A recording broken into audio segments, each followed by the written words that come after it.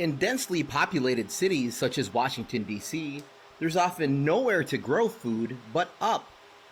Vertical farming is just one of the urban farming concepts on display at the University of the District of Columbia's Urban Food Hub.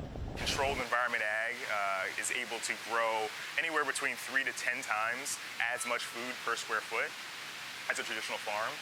We're also growing in a controlled environment climatically, so we don't have nearly as much of the pest pressure, which mitigates needing to spray pesticides and herbicides as well. So there's no nutrient runoff, there's no chemical runoff from sites like this. All the food grown here is donated to local nonprofit organizations and food banks. Distributed locally means cutting down the environmental impact of gasoline use and food waste. On average in the US, the food miles can add up to anywhere from 1,500 to 2,000.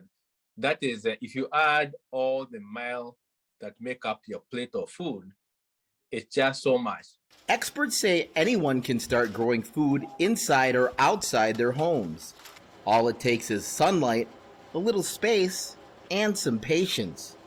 Even an apartment balcony can work. You just have to match whatever you're growing on, maybe the amount of sunlight that you're getting. So if you are getting anywhere from 6 and above, like 6, 7, 8 hours of light, then you can do tomatoes. Again, you can do peppers.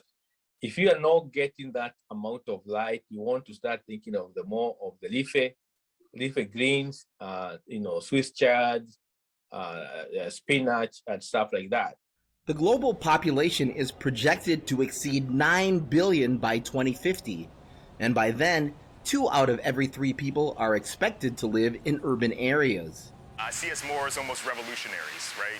We're revolutionizing how food is grown, where it's grown, and who has access to it. Or as these folks say, urban farming is not a fad, it's a necessity. Chris Casquejo, VOA News, Washington.